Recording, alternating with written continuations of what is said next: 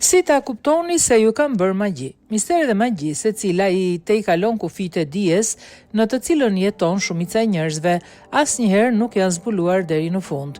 Magjia ka ekzistuar prej mijëra vitesh, ku persona të caktuar përdorin energji negative për t'u bërë keq njerëzve që nuk i duan. Megjithatë, magjistarët përdorin aftësinë e tyre për dy lloje magjish, të bardha dhe të zeza.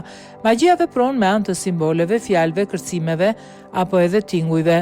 Shpeshherë për gjithçka që na ndodh dhe që nuk mund ta shpjegojmë, themi se mund të na kenë bërë magji.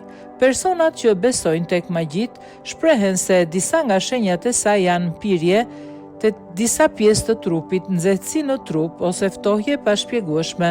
Disa të tjerë ndjejnë shpim në pjesë të trupit, vështirësi në të ecur, dhimbje në fund të shpinës, dhimbje në shputat e këmbëve, dhimbje koke të vazhdueshme apo edhe vështirësi në frymarrje.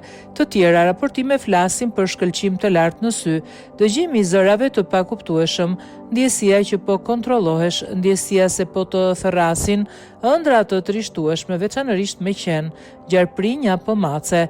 Ka edhe nga ata që flasin për njolla në trup, dyshim në çdo gjë, harres e tepërt, humbje dëshirës për të punuar, humbja e dëshirës për të qëndruar me njerëz, rrahje e shpejtë e zemrës e papritur, fillon të qash pa shkake e të tjerë.